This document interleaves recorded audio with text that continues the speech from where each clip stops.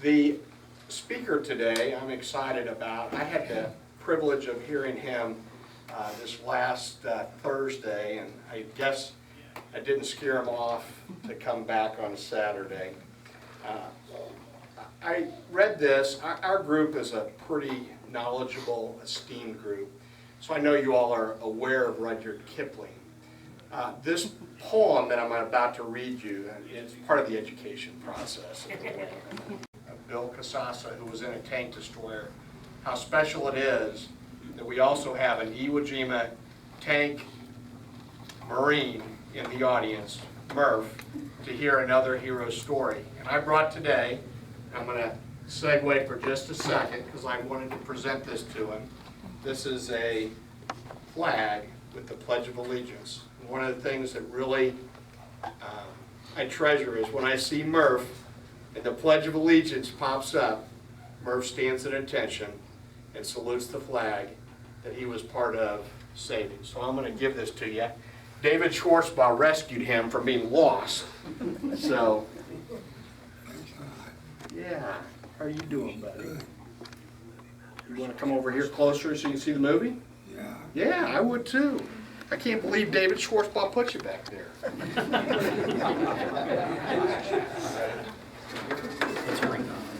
So as you know, many of you,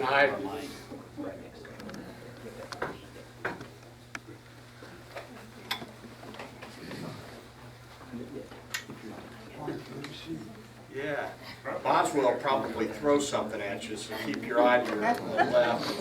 Deweese is way back in the back too, so. We're going to watch a documentary of Bill Casassa, and he was part of a tank destroyer group in Europe.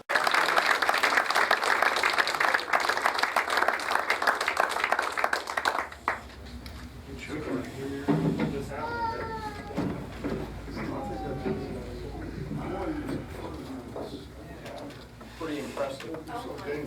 Yeah. How about right here? Good? I tried to, on Thursday, I asked him if he needed a hand up, and he looked at me like, really? And he also, when I asked him on Thursday, and I said, you've got a pretty sharp memory. I don't remember what I was doing 75 years ago. And I wasn't born 75 years ago. So we had a little just sit there. I know you've got a couple of stories. Maybe I'll start off asking about, and then I thought what would be special today, and I'll use a little liberty, and there's free lunch afterwards, by the way. Good. That's all we can offer you. I'm sorry. But I thought what we'd do, especially with veterans, and I know this will take a few extra minutes, but we'll have Murph and all our World War II vets and a Korea vet maybe come up for one quick picture, and then we'll bring all the veterans, because Veterans Day is next year.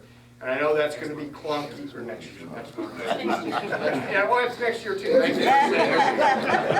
We'll have Debbie come up as a Gold Star mom, and we'll just say a word of thanks for all these wonderful people that have helped create a freedom that we can all enjoy. So how's that? A couple quick stories? Yeah, and, whatever. Questions, answers. Yeah, questions. Why don't you start off by telling a little bit about that story when you came over the hill and there was a turret. Yeah, maybe you start with that. Well, I think you. I'm about right. I would think what I'm really supposed to talk about is tank destroyers, because they're a branch of the service that most people have never heard of. Didn't hear of them during the war, and they certainly haven't heard them since the war. And of course, by the war, I always mean the Second World War. The German army became very adept at the use of armor and armor infantry tactics during the years between the two wars. And when they struck in the spring of 1940, they just whipped everybody. I mean, they went against a French army that was much larger than the German army, had much more armor, etc., etc.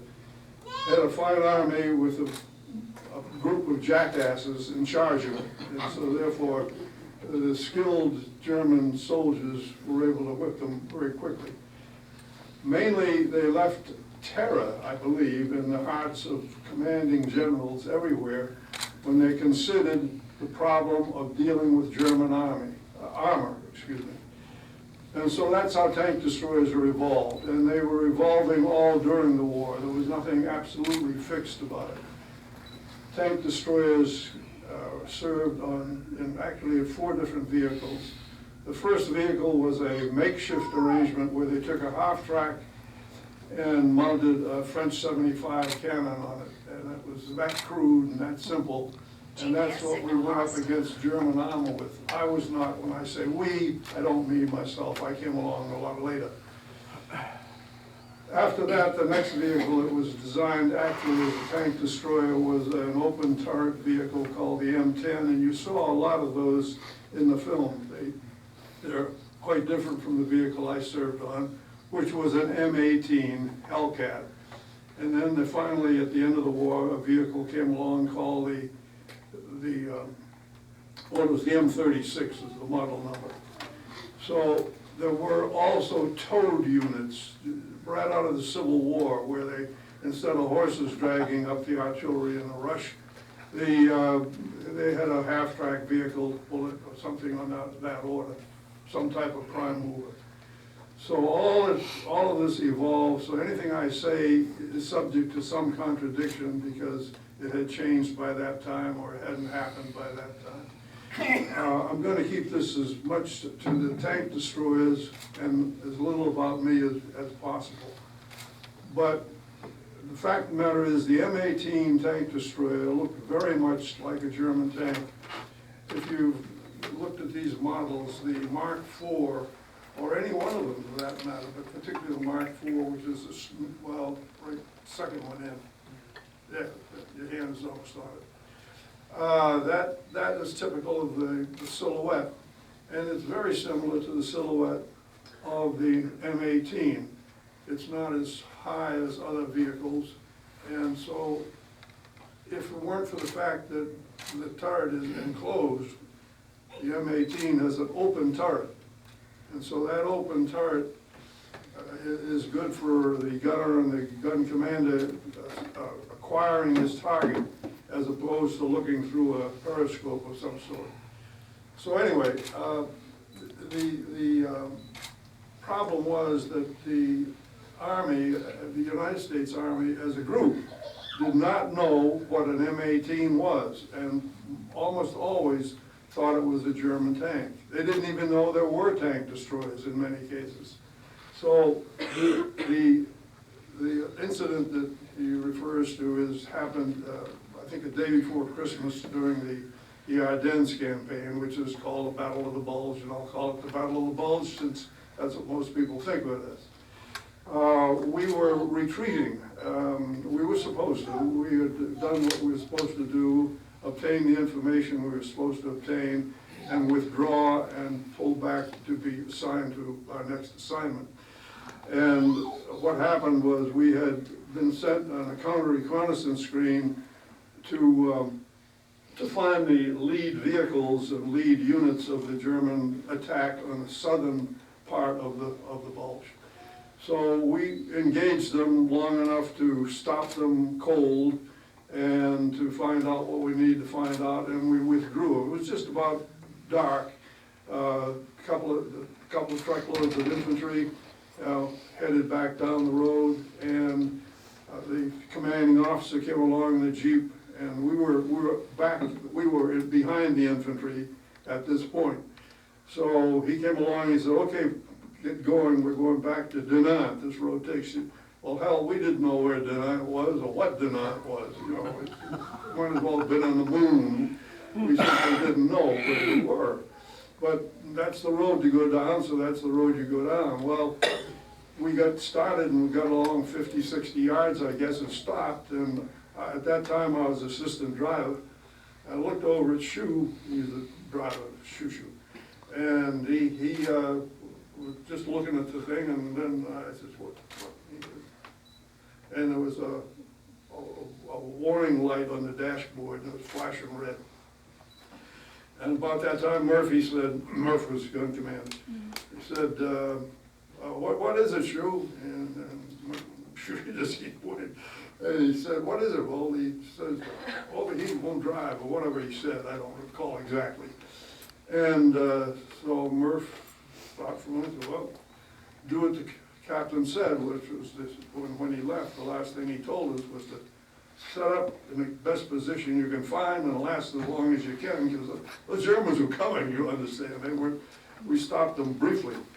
So anyway, we looked around. I was starting to get ready to set up the 50 caliber machine gun, and all of a sudden the light goes out. So Murph says, will it run fuel? Yeah, a little bit, I guess, you know, whatever. He said, well, let's go, let's go. So we went clanking down the road, clink, clank, clink, clank, clink, very slow. We didn't want to overheat that car. We got a distance, say 100 yards, whatever it was, not far. Light went on, we stopped and waited.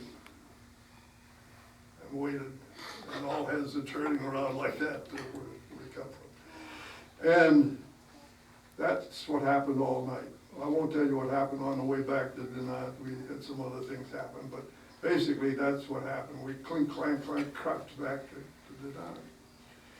So when we came around the curve and to the long slope that leads down to Denat and the river, it's the Meuse River, I was sitting up on the front of the tank destroyer, which was just like one of those tanks really, but I was sitting leaning on the tube. And I got a cigar in my, I had a cigar because I couldn't get any cigarettes.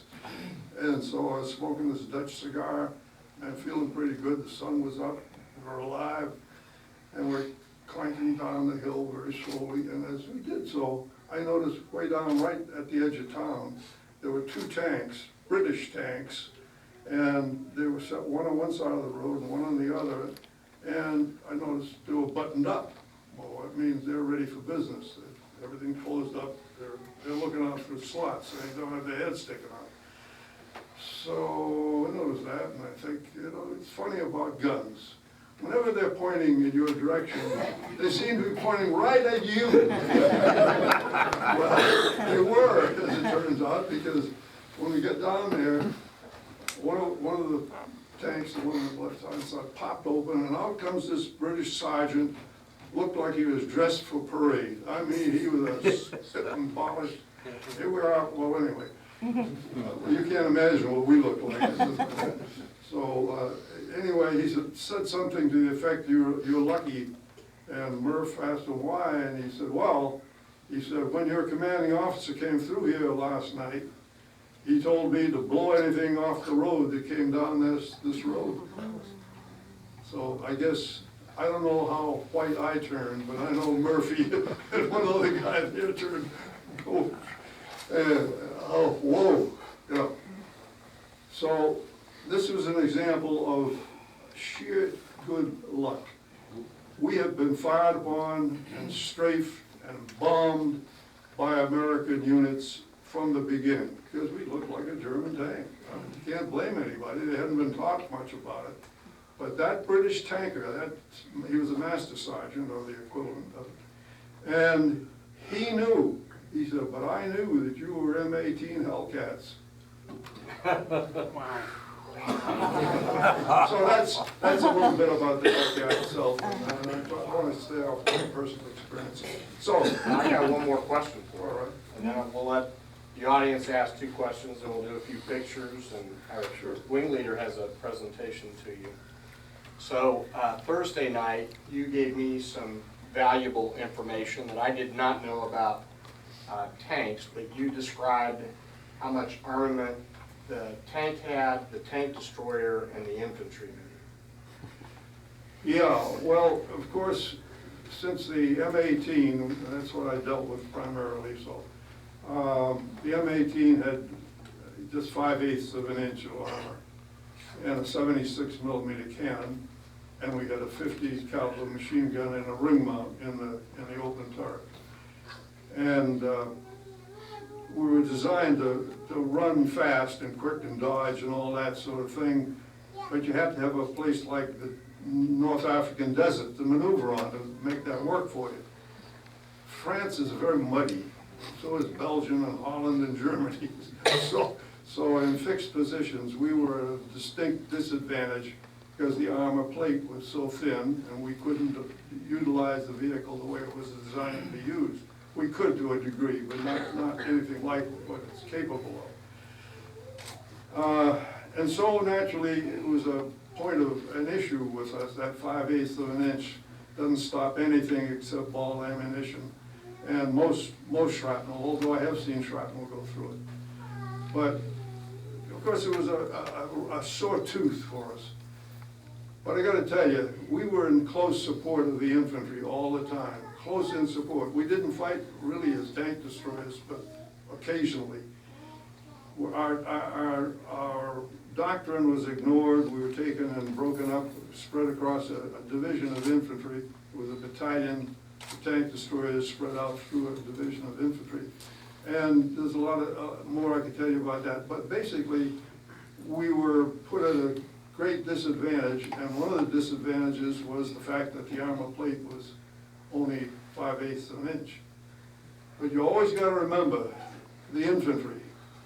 The only thing the infantry had was a wool shirt. So that 5/8 of an inch was pretty nice compared to what they had. I think you said the tanks had, what, 4 inches? A lot of the German tanks, actually the Tiger and the Tiger Royal, particularly in the mantle behind the gun in the front part of the glacis, was 6 inches. The Tiger tanks, well, we could shoot at them, almost any one of them in the front all day long, and it wouldn't puncture. We could get them on the side if it was the Mark IV, and we did business with the Mark IV. The other two, the Tiger Royal and the Tiger, shoot them to the side, shoot them to the front, you see them all dents. Yeah. And thanks so much for bringing the models out. I think that really adds. So maybe 2 questions from the audience that we'll have. Ralph? Were you under General Patton, and which armored division were you in, and how cold was it? Okay, A, I was not under Patton. B, I was not in an armored division. I was with the 84th Infantry Division, but it was I was in a battalion of tank destroyers scattered throughout the infantry, and we gave them close-in support. We fired at pillboxes and gun emplacements and all sorts of things, either breaking the ice for the infantry or backing them up or whatever needed to be done. We tried to do that, because we certainly could not operate as tank destroyers. The doctrine of training had evolved to a certain point. That's what we had when we were sent overseas and attached to an infantry division, as we all were. When I say we, I mean all the tank destroyer battalions. Then the commanding officer of the division had the problem of, what the hell do I do with a tank destroyer battalion? And it didn't take long for him to decide, well, let's see, I've got a battalion of tank destroyers and I've got a division of infantry. Division of infantry has 3 regiments of riflemen. Let's see, if I were to take one company of tank destroyers from the battalion of 3, 1, 2, okay, now I've divided and so forth, right down to where a company of infantry would have maybe a platoon. Well, if the platoon of infantry, a platoon of tank destroyers were assigned to a company, what company would you assign it to if you were battalion command of infantry? You'd assign it to the company of infantry that was leading the attack, wouldn't you? Guess what? When the company of infantry got beat up enough and died enough guys, then they rotate another one in and so forth. Everything was triangular. There was 3 of everything in units. So the infantry would rotate a bit out of the way. They weren't off the line by any means. They were under fire, but they weren't taking a lot of activity. But we would be reassigned to them. So we always stayed there. And you'll find there's a book written by Charles McDonald, who was a company commander, and he tells of taking over a company on the line was in a fixed position. And they didn't know about it until they had been there 2 weeks. They discovered there was a tank destroyer about 500 yards in front of them. I mean, it was, some of this stuff, I don't want to get off onto it because, boy, you get into the weeds. I can't believe you remember all this. I can't remember what I had. Well, either that, I made it all up. Don, I know you had a question. It looked like when you were starting that destroyer, like an inertia starter, did they have an aircraft engine in it? Like Yes. Okay. Yes. What was the horsepower? 600 and something.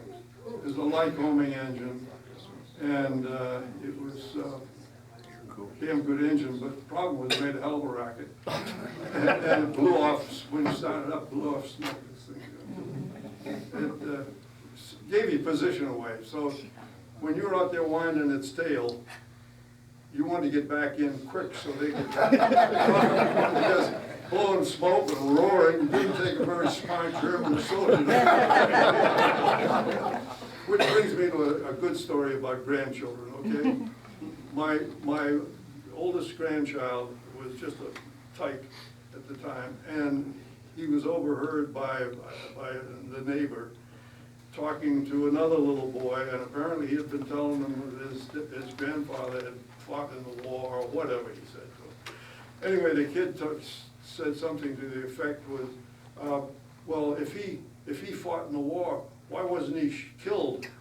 And Joshua thought for a minute and said, well, because he was a good hider.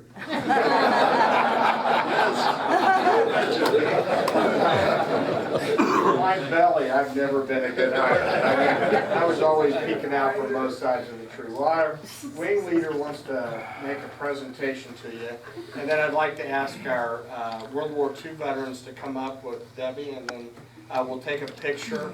And then I'm gonna, after we do that, I'd like to have all the veterans up, and we'll just say a word of thanks to our veterans as we go into Veterans Day. And I'm gonna have Murph come up next, and after we do this, right next, we'll have a tank destroyer and a tank veteran on Iwo Jima next to each other with the rest of the veterans, and Dean from Korea. We'll honor you guys for your service. Thanks for being here. You bet.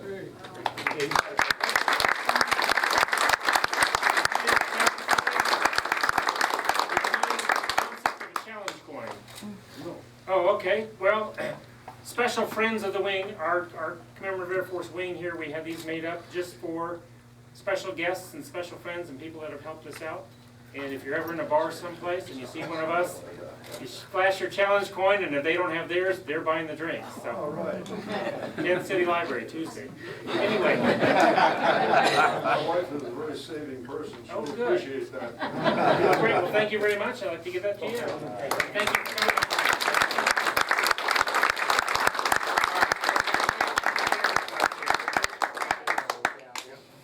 We'll have our World War II vets. Murph, I'm going to wheel you up next to Bill here. You'll need to hold your this forward.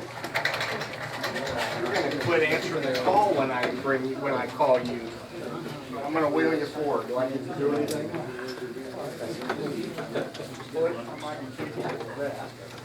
I'll put you on. Bill, why don't you sit here? There you got me in a water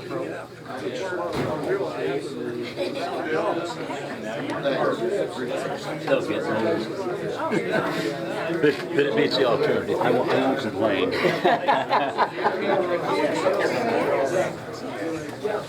All right, I need a couple more chairs. You're going to stand.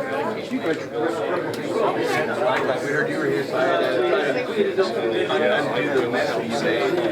Get me a chair.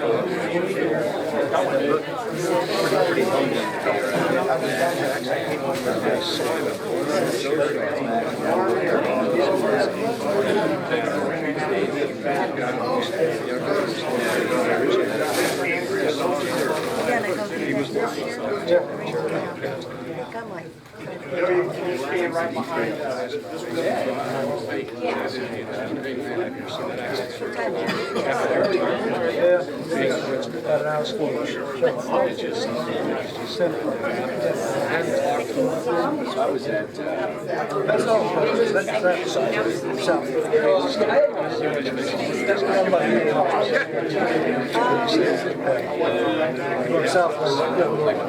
Bill, how are you doing? See ya.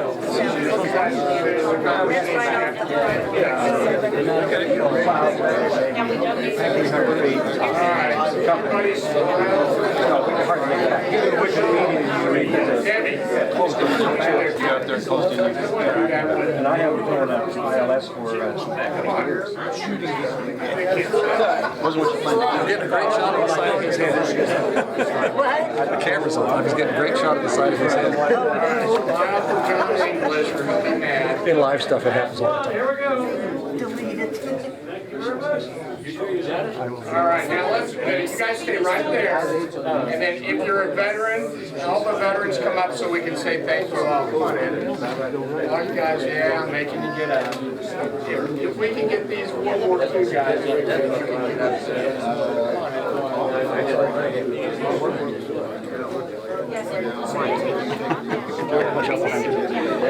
Did you bring your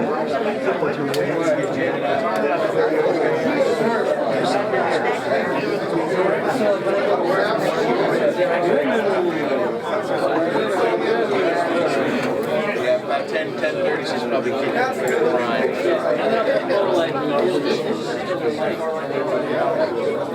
Wow, what a good looking group. All right, now, everybody make